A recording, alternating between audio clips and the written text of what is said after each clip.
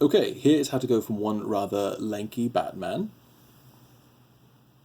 to something a bit more movie accurate. Just to clear some things up right off the bat, the head sculpt, the forearm grapnel guns, the fists, the thigh holster, and thigh grapnel gun, those are all custom 3D prints made by yours truly. They are available in a kit altogether. You can DM me on Instagram and we can set something up. It's just a head, the holster, the grapnel gun for the thigh, the fists, neutral hands, and then 2 forearm grapnels. I only have one displayed here because I don't feel like getting up to get the other one. And then it's a size comparison to the McFarlane one. So yeah, if you're interested in that. Now, here is the figure with all of the custom parts taken off, and this is what we're going to start with. What we're going to be doing is shortening the forearms, shortening the upper thighs, the shins, and the boots themselves, as well as my favorite part, adding an amazing ab crunch that in no way gaps up even when you put it back. Here's a little before and after. Here's before, no ab crunch, nothing at all.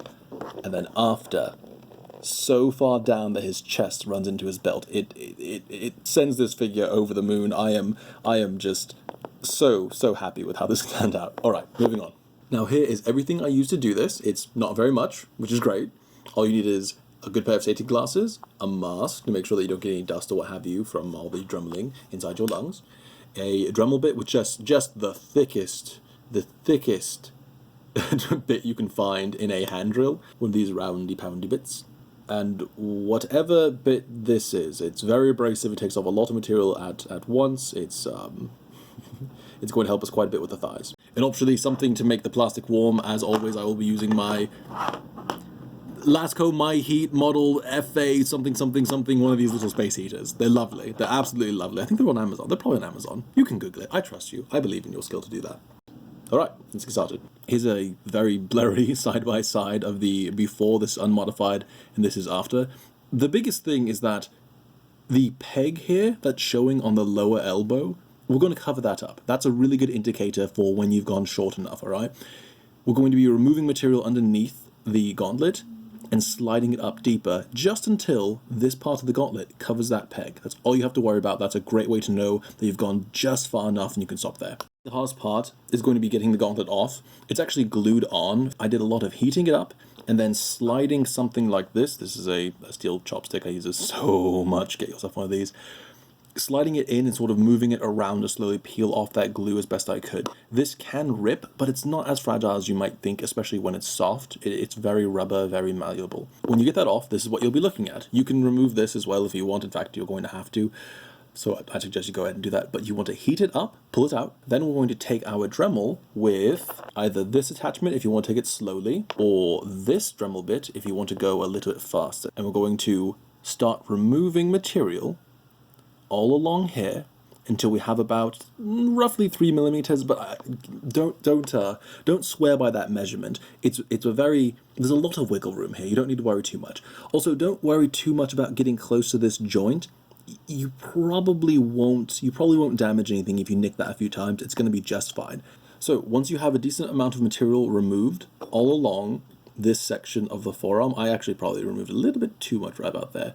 But once you have a decent amount of material removed there, you want to go in with, you can use an X-Acto blade or scissors or just a knife. I personally use these snips here just because it gives me a little bit more control, but it's not at all necessary. And you want to cut off about 3 millimeters, give or take, or roughly the same amount of distance as this ball is big. You can actually use the ball itself to measure how much you want to cut off.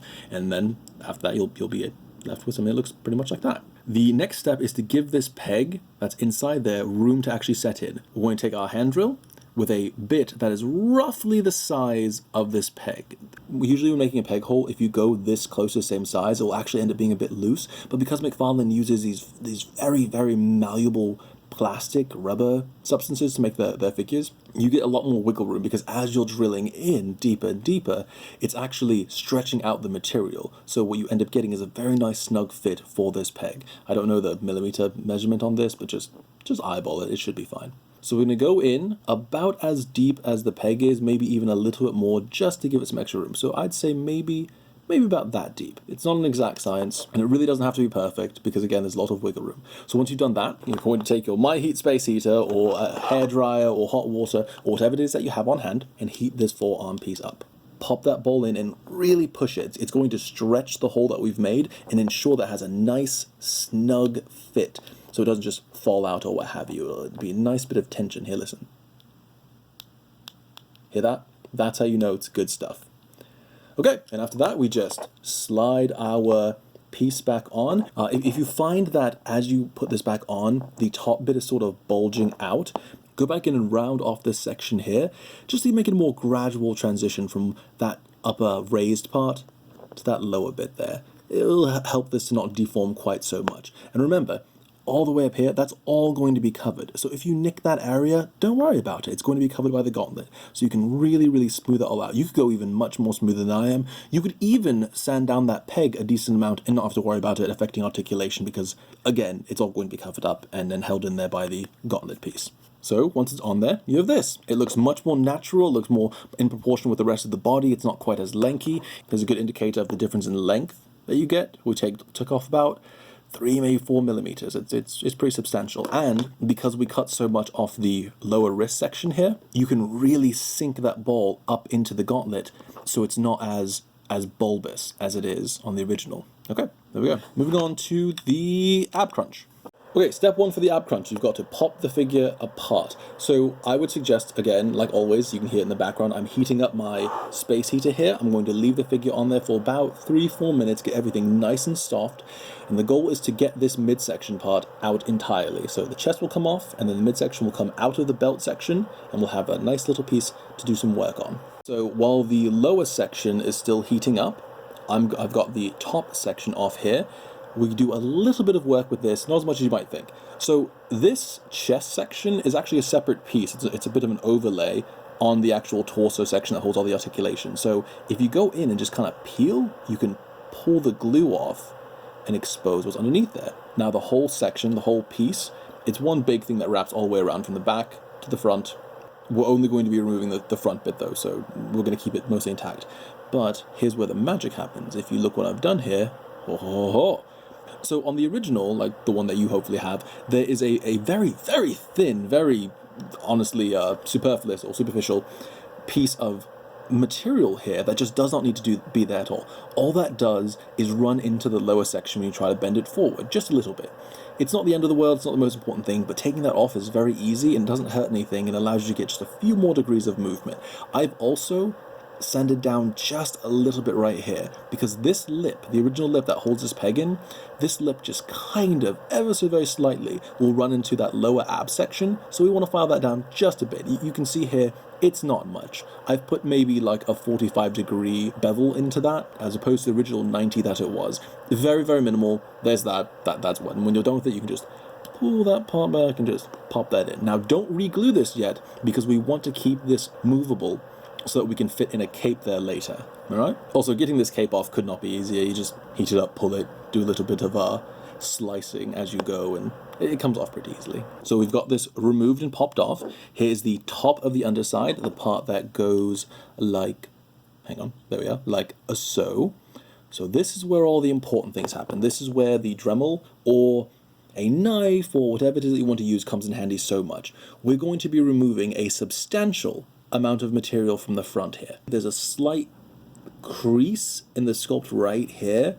That's the point that it shows up when you bend the torso back. You can see about that much of the exposed sculpt when you bend this back and articulate it when it's all assembled normally right from the factory.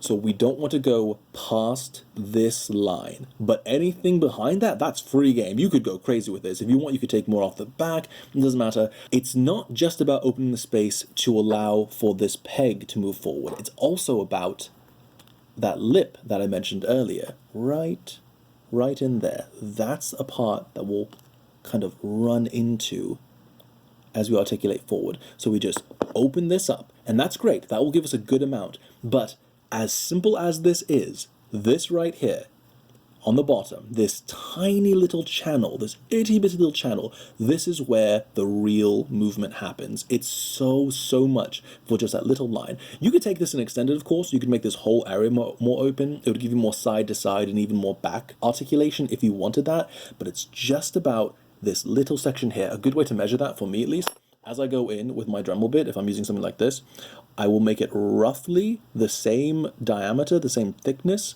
as whatever the peg is that I'm trying to allow to move in there. So if you look, will that even show up on camera? The thickness of this peg here, right underneath that ball, that's all you need. That's all the amount of material that you need to take off for this, and it gives you so much articulation. It's super easy, super quick. This takes maybe like 45 seconds, and it's hard to mess up. All you have to remember is just don't nick the inside of that hole. You can go as close in as you want. I'm not sure that this will show up correctly, but I'm going in just an angle like that, and that's all you need. So this is where all the real magic happens. Right. Moving on to, let's do the thighs. We'll work our way down the body. So moving on to the upper thighs. The thighs are the most subtle part.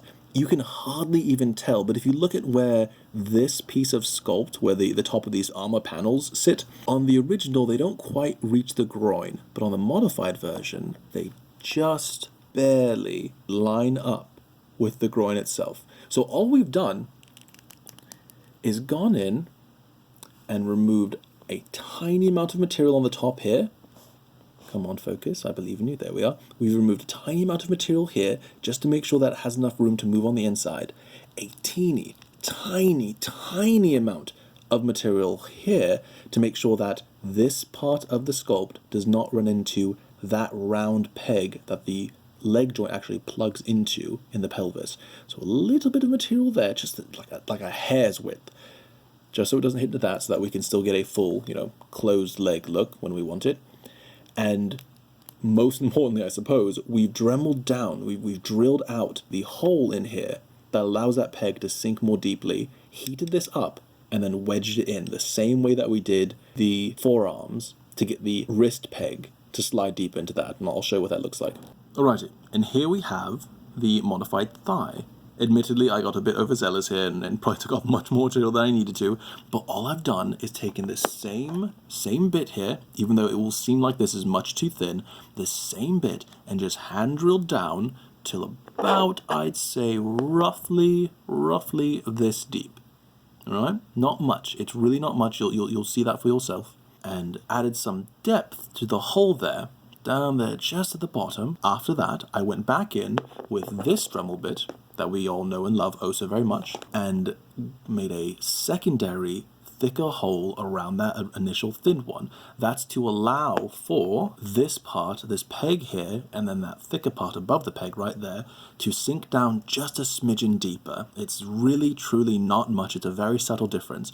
Now, what that lets us do is push the leg up higher, sink that peg deeper, but also get this whole section of the thigh up underneath that soft rubber overlay and really make it much more seamless. Because on the original, if you look how they've done the joint, it's a bit unsightly. So sinking these in deeper lets us cover that up and shorten the overall height of the figure, make him more in 1/12 scale, and in my opinion look a little bit less lanky and a bit more stocky. You just heat the ever-living hell out of this thing to get it super soft. I mean, you should be able to squish it like a sponge. It should be very soft. It'll also be very hot, so be careful with that.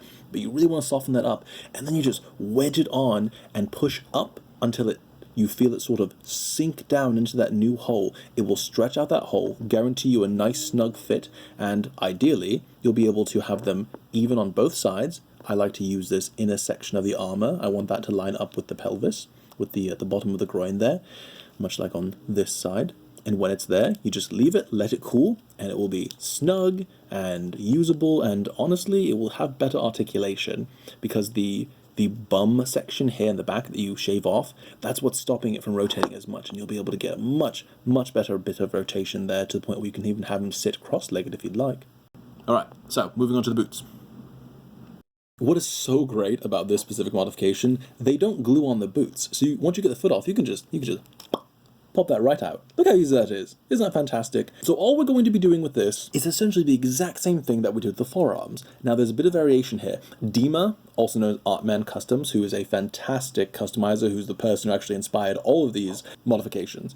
So what he does is he dremels out more material here, like on the forearm, cuts off a bit on the bottom, or in the middle, I believe, shortens the whole peg up, and then reattaches the ball joint and slides the boot up higher, so that the boot ends up sitting noticeably higher up, almost touching the knee pad here, which is fine. That looks great, and you get to keep the whole overall length of the boot, which a lot of people like. They like that higher, long riding boot look.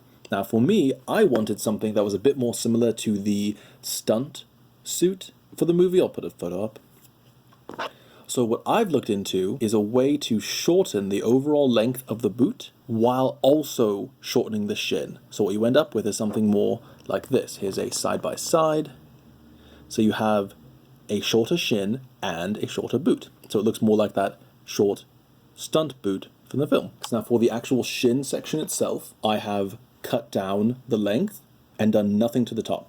Just snipped off about 3 millimeters, or roughly the same amount of material as this ball is long. And then with the boot section, pretty simply, I cut off the top bit that has that nice little detail I want to keep. That's not necessary. I'm just OCD about this sort of things, I suppose. And then took off a pretty sizable chunk of the top of the boot. So what I can then do is slide on the top and then slide the boot on underneath. And what I would suggest you then do is glue that boot top down, or maybe even add some sculpt in there, or just, you know, honestly, just leave it off entirely and just go with that. That still looks fine, especially from a distance. That looks great. No issue there. And it keeps that little bit of space between that final knee support strap and the top of the boot, much like on the stunt suit. And there you go. That's that. Now for the cape. There's nothing really special about this. This is just the cape from the Bendy fig. If you just Google The Batman Bendy fig, you'll probably find it. These are kind of hard to find now, I guess, but it's like a $20 figure, very, very cheap. And the great thing is you can take off the cape super easily, add a wire super easily, and also take off the belt, which is technically more movie accurate, and replace the McFarlane belt with that one if you want, or not. We'll see. Whatever. This is... It feels a little low quality, but the cut and the shape of it is just fantastic. And all I did was take some very, very inexpensive wire, make a small cut right here along this seam, and I just slid the wire down. You just slide a little bit and then push back up, and slide a little bit more and push back up, and you just sort of feed that wire through, and there you have it. A lovely wired cape that you can use for your Batman, and it's great, it's posable. And then to actually connect it, it's a piece of piss, super duper easy. Remember how we talked about not re-gluing this section? Well, all I've got to do to connect the cape is just pull down that top section, put that wire where you want it to be, put a dab of glue on either side, and then pop that bottom section up over and glue it down. And you'll have yourself a nice attached cape. Easy peasy. And I think that is all of the modifications. Let's reassemble this guy and see how we're looking. Okay, and so there is our beautiful, rescaled, modified, fully articulated McFarlane The Batman. Honestly, I cannot give enough of a shout out to Dima Artman Customs for inspiring this. He's a huge source of inspiration for a majority of my customs. I hope you guys learned a lot from this. Well, the big thing I want you to take away from this is the similarity in a lot of the techniques here. The forearms and the boots, it's basically the same technique. The thighs are basically the reverse, the inverse of the same technique, where you're just drilling a hole deeper, warming it up, and sliding a peg in. It's all about taking those little techniques and being able to apply them to a bunch of different things. So with this, you can do these same sort of modifications to pretty much any McFarlane figure. Actually, a lot of different figures, but McFarlane's, in my opinion, the best because of how malleable and heat-friendly the material that they use are. But you can take the new Three Jokers Batman, for example, that's still out there, I think, in the wild right now. And a lot of people say that the legs a bit too long. Well, you could just dremel down the top a little bit, sink that peg, and shorten up the legs. It's applicable to so many different things. Same thing with the torso articulation. I've done the same torso modification on dozens of figures, and it works pretty much the same. If they have this middle section here, you just make a small channel at the bottom for that part to go more forward, and then you open up the top for this part to go forward. And that's all it is. And you have so much more range without anything being loose or floppy. It's wonderful. So more than anything, more than just this one figure, I hope you take these techniques and can apply them to a bunch of different figures and get more fun out of the figures that you already have and love, and so on and so forth. Again, if anyone's interested in these parts, you can DM me on Instagram and we can figure out something there, get those shipped out to you. You're probably wondering whether or not this is Marvel Legends scale at this point. It's not quite. In fact, hang on. He is next to the latest Black Suit Spider-Man, and the height difference it's not huge. You could consider him just a tall person in this scale, but it's certainly better than the McFarlane original if you are trying to get him to be a bit more 1/12 scale. But there you go. All right, moving on. I believe that's about it. Thanks for watching. If you liked the video, be sure to go to bed early for once and get some sleep. Have yourself a snack. Don't work so hard. You're doing fine. It's okay. Be nicer to yourself. Alright, that's all from me. See you later. Tatty bye. Love you. Call me when you get home.